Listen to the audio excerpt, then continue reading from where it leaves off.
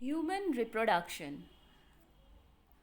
Menstrual cycle. Menstrual cycle is the monthly series of events that are associated with the maturation of an oocyte and the changes which occurs in the follicle.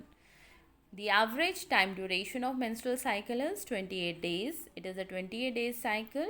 Day 1 of the cycle, it begins on the first day of the period, that means the menstrual period. Several follicles starts this process at the same time, but usually only one out of many will reach to the ovulation phase, whereas the others degenerate. Now next we study about the terms related to menstrual cycle. First is menarche. It is the first menstruation time period, that means during puberty when the female undergo first menstruation, that phase is called as menarche. Next, menstrual cycle. It is the cyclic event starting from one menstruation till the next. Menopause. It is the stoppage of the reproductive phase, that means it is the last, or we say the reproductive phase stops when the menstrual cycle stops. So this the last reproductive phase, or we say the end of the menstrual cycle, is called as the menopause.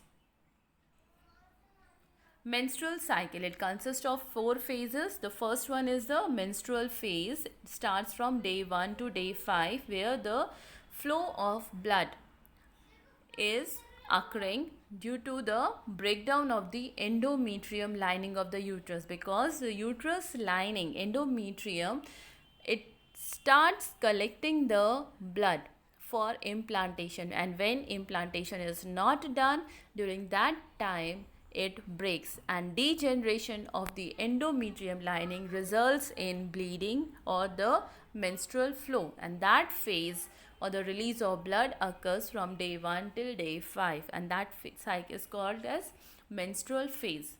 Menstrual phase is followed by follicular phase, which lasts from day 5 to day 14, in which primary follicles are transformed to Graafian follicle. Primary oocyte finishes its first meiotic division that was started as a fetus, and it becomes the secondary oocyte with a one polar body. Endometrium wall of the uterus regenerate, that means the regeneration of the endometrium starts occurring, which makes the endometrium to be ready for implantation. In the follicular phase, the release of gonadotropins, that is luteinizing hormone and follicle stimulating hormone, increases. This causes follicular growth, and the growing follicles start producing estrogen hormone. The luteinizing hormone and follicle stimulating hormone are at their peak in the middle of the cycle, that is the 14th day of the menstrual cycle. Third phase is the ovulatory phase. It lasts for 1 or 2 days. The rupture of the Graafian follicle releases the ovum, and that process is called as ovulation. Means Graafian follicle ruptures to release the oocyte or ovum. This phase is called the ovulatory phase. Fourth phase and the last phase is luteal phase. It starts from day 14 to day 28. In this phase, the remains of the Graafian follicle, after the release of ovum or oocyte, it gets converted into corpus luteum. Corpus luteum, it acts as an endocrine gland, and it starts producing progesterone hormone. This progesterone hormone helps in the maintenance of endometrium wall, which is very, very essential for the process of implantation. That's why progesterone is called as pregnancy hormone. Here we can see the diagram of the different changes which occurs in the endometrium wall. In the beginning, that is from day 1 to day 5, menstrual flow is there, so it's called as the menstrual phase. Then from day 5 to day 14, there is a proliferative phase which helps in the regeneration of the endometrium wall. Then comes the secretory phase. Endometrium wall starts regenerating, and it prepare itself for the implantation. And when implantation is not done, then the endometrium wall degenerates. Here the same sequential events is shown along with the hormonal level, that is follicle stimulating hormone. Follicle stimulating hormone is less during the menstrual phase, then it increases, and during the ovulation time, that is during the mid of the menstrual cycle, the hormone level of luteinizing hormone and estrogen hormone is maximum, which helps in ovulation. After that, the progesterone hormone level increases, which was released by the corpus luteum. And when implantation is not done, then progesterone hormone decreases, corpus luteum degenerates, and then again the menstrual cycle is carried forward. Here we can see the diagram of an ovary. Here we can see that primary follicles, then comes the secondary follicle, then secondary follicle convert into Graafian follicle ruptures to form the oocyte is released, then this ruptured Graafian follicle, it converts into corpus luteum degenerates, forms the corpus albicans. Now here see the sectional view of the wall of the uterus wall. We have studied there are three uterus walls: endometrium, myometrium, and perimetrium. Endometrium is the inner wall of the uterus. Endometrium is the inner wall of the uterus where the different sequential changes occurs. Then comes the myometrium, it is the middle layer of the uterus, and the outer one is the perimetrium.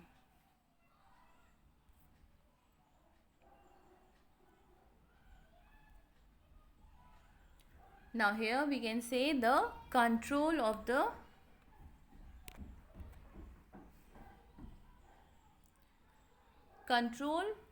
on reproductive system of the female or menstrual cycle by the hormones. The first is that the hormonal control is done by hypothalamus.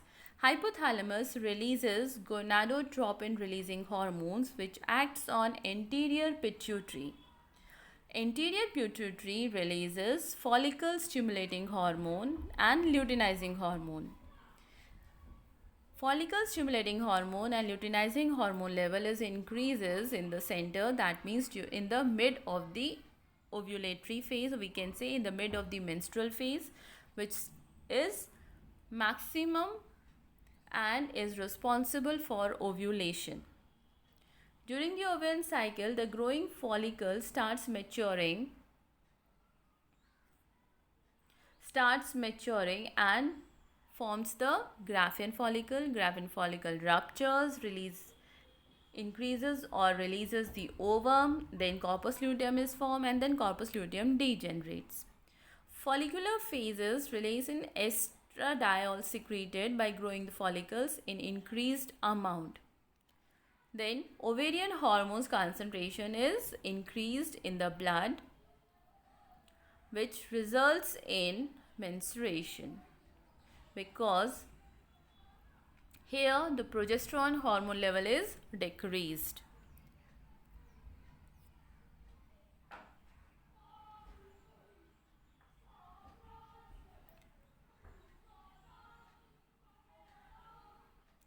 Plasma hormone level.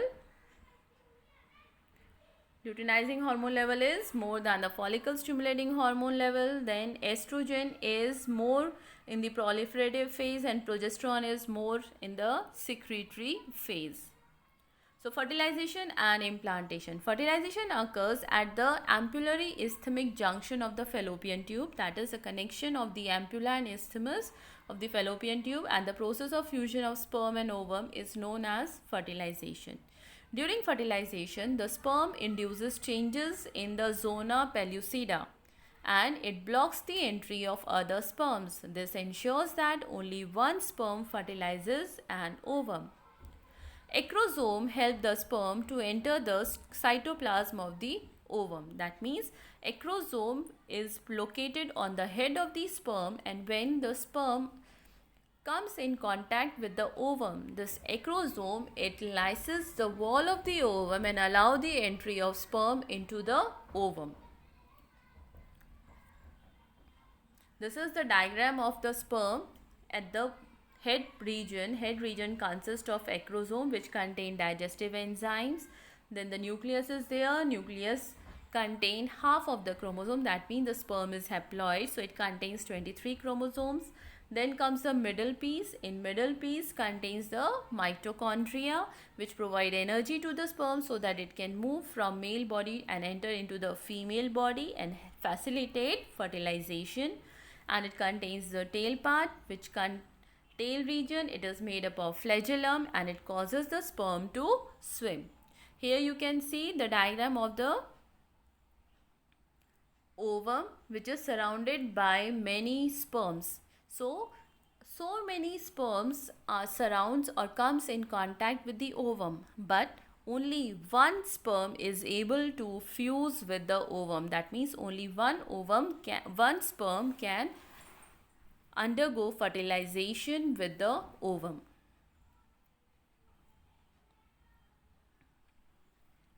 Now this is the diagram showing the entry of sperm.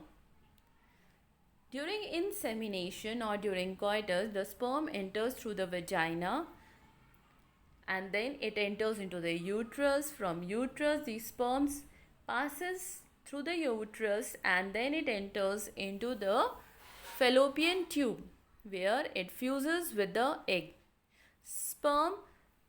Group of sperm, not only single sperm but millions of sperms, they come in interaction or come in contact with the ovum.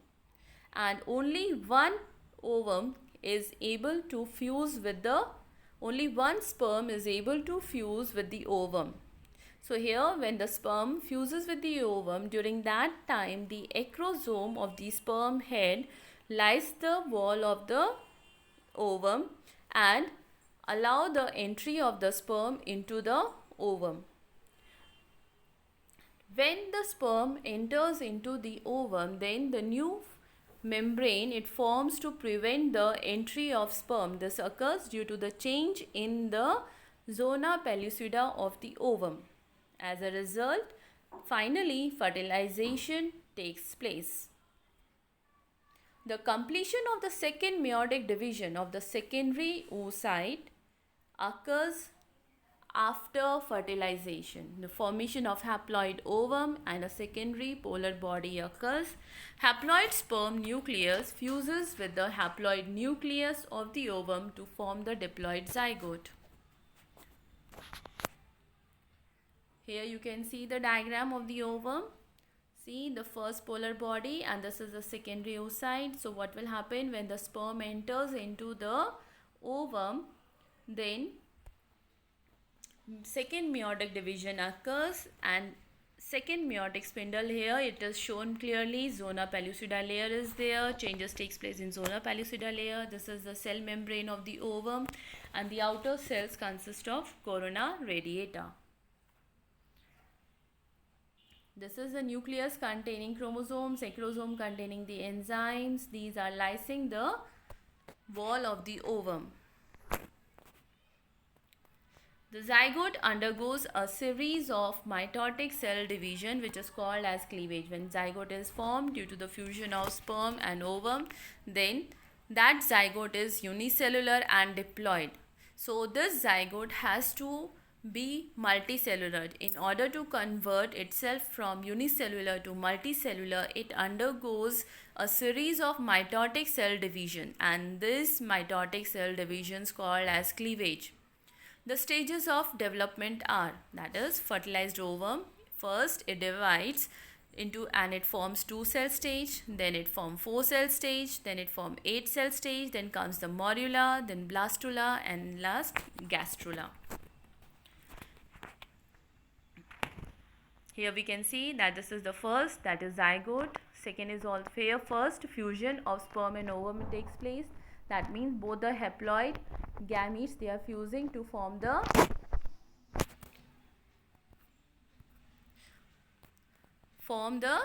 diploid zygote. Then in point number 3, you can see the 2-cell stage, and in 4th it is 4-cell stage. Then comes the morula, then blastula, and at last gastrula. Here in day 1, zygote is formed. Zygote undergoes mitosis. Then 2 cells are formed. Then 4 cells are formed.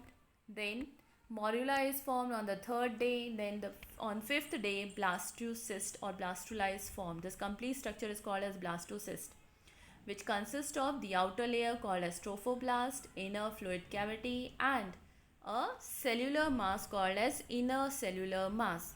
So this inner cellular mass, it gets modified into an embryo. This is the structure of the morula. Here you can see the blastocyst, which is having a blastocele or the central cavity, that is blastocele. The cells in the blastocyst, they are arranged into an outer trophoblast and inner cellular mass. The trophoblasts get attached to the uterine endometrium. That means the uterus endometrium wall comes in contact with the trophoblast. And this process is called as implantation, which leads to pregnancy. The inner cell mass gets differentiated to form the embryo. Here you can see that from the ovary, ovulation occurs, and this oocyte, it enters into the fallopian tube, where it comes in contact with the sperms, then forms a zygote. Then the zygote undergo first cleavage, second cleavage, and this way 4-cell stage, 8-cell stage, day 4, day 5, blastocele, inner cellular mass is there. From 6 to 7 is zona pellucida layer, late stage of blastocyst, and 8 to 9 epiblast implantation occurs. In this here, you can see that the sperm and the nucleus combines together, fusion takes place, changes occurs in the zona pellucida, and it results in the formation of zygote. First cleavage division, first day 2-cell stage, second day 4-cell stage is there, third day early morula, and the 4th day late morula. Then 6th to 7th day after fertilization, blastocyst implantation occurs in the endometrium wall of the uterus. So here see the different changes or the structure on the 7 days and 10 days.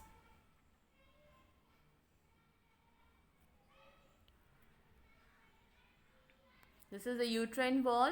In uterine wall, the trophoblast gets embedded with the inner cellular mass, and then the trophoblast forms the chorionic villi and gets embedded inner to the uterine wall. The trophoblast forms finger-like projections called as chorionic villi surrounded by the uterine tissues and maternal blood. The chorionic villi and the uterine tissue gets integrated to form the placenta. The placenta is connected to the embryo by the tubular structure that is called as umbilical cord, through which the fetus gets the nutrition. Here you can see the diagram. This is the diagram over here. This is of the fetus. The outside, these finger-like projections, these are the chorionic villi. These are chorionic villi.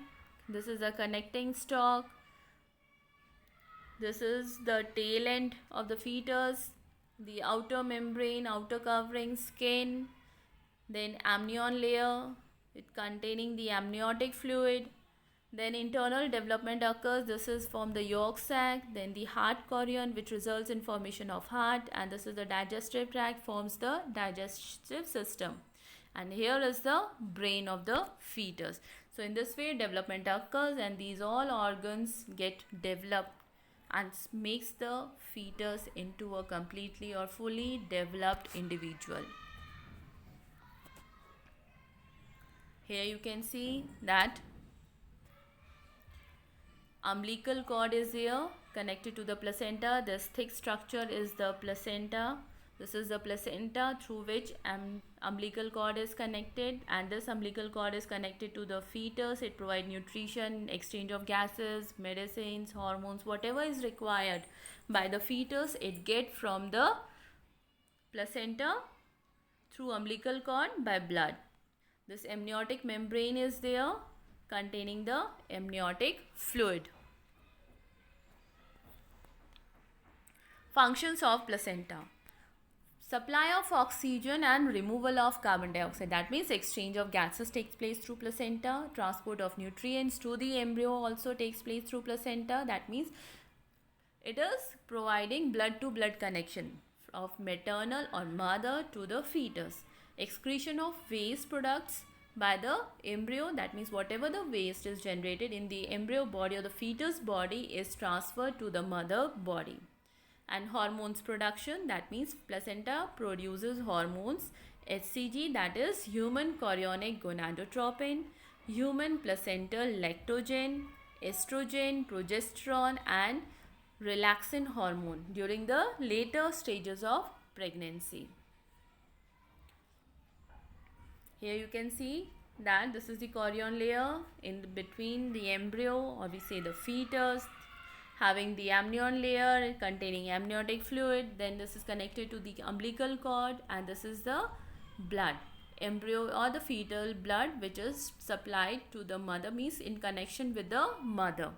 So exchange of substances takes place from mother's body to the fetus and from fetus body to the mother's, means the nutrients, medicines, gases, they are transferred to the fetus and the waste product comes into the mother blood. Immediately after implantation, the inner cell mass gets differentiated into 3 germinal layers, that is ectoderm, mesoderm and endoderm. This ability of the inner cell mass is due to the presence of multipotent cells we call as stem cells, which have the capability to generate different cell organs with different organs. Here the arrangement into 3 layers, that is ectoderm, mesoderm and endoderm. See, the outer one is ectoderm, middle layer is mesoderm and the innermost is endoderm. Now here is the flow chart. You can see how the developmental phases takes place. From zygote, blastocyst is there. From blastocyst, see the 3 layers are formed: ectoderm, mesoderm, endoderm. See, this is endoderm, mesoderm, ectoderm. Ectoderm forms the epidermis, skin, hair, mammary glands.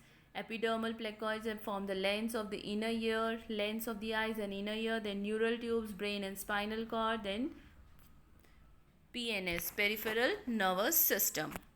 Mesoderm results in formation of notochord, axial skeleton, skeletal muscles, connective tissues of the skin, oviduct and uterus, kidney, ovary and teeth, connective tissues of the body and mesenteric heart and blood vessels.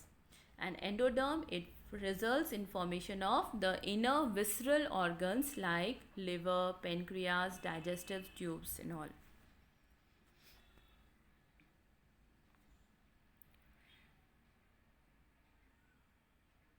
Now here, after 25 days, what will happen? See, chorionic cavity is there, amniotic fluid, amnion layer and in between the embryo is there.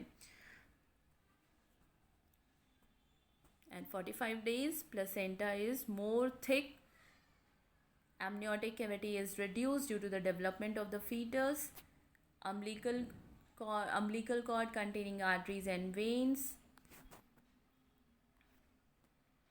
And over here, see, in the uterine cavity, this fetus is developing properly. Placenta is there, responsible for providing nutrition. Yolk sac is there.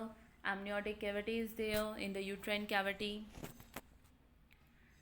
See the change in the fetal length. It occurs 4 weeks. It is the actual length. Then 5th week, 7th week and 6th week. Different formation of the different organs takes place. Then development of ears, toes occurs, separation of the digits or the fingers,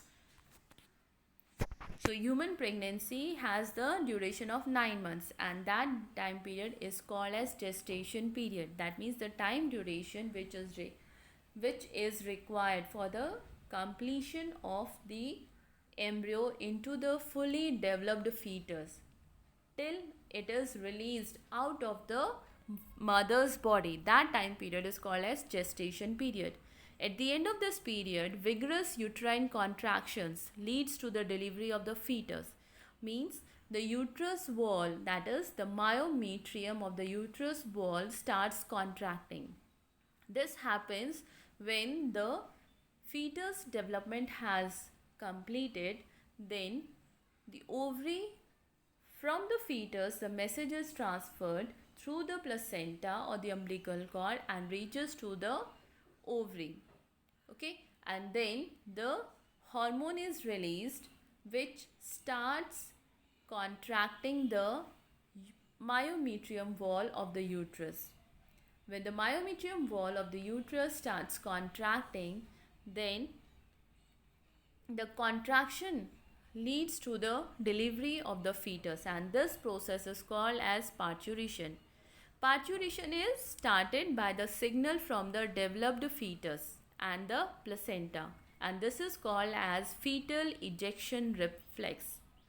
This causes the release of oxytocin hormone from the pituitary gland, which causes stronger uterine contractions, because the message is forward from the female reproductive organ to the female pituitary gland. So that pituitary gland starts secreting oxytocin hormone, which acts on the myometrium wall of the uterus, results in stronger uterine contraction, and during uterine contraction, myometrium of the uterus starts contracting. This leads to the expulsion of the baby along with the placenta. It's called as the labor pains. The pains which occurs means when the myometrium starts contracting, the female or the mother suffers from pain, and these are called as labor pains. Results in expulsion of the baby. That means baby is delivered out of the mother's womb, mother's body, along with the placenta. See the birth process. This is the pubic symphysis.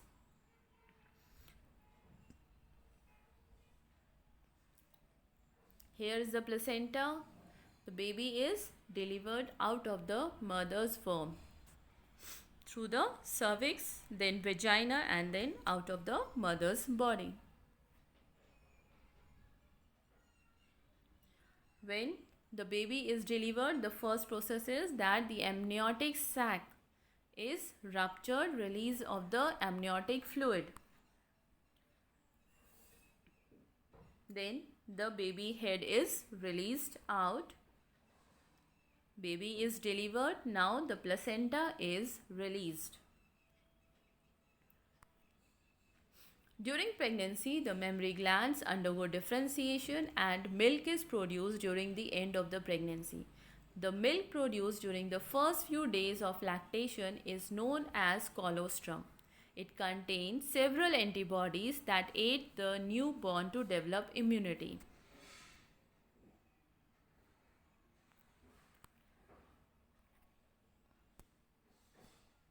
Colostrum contains the antibodies which are very essentially required by the newborn baby to develop antibodies inside it, and it is responsible for fighting the disease. It increases the immune system of the newborn baby.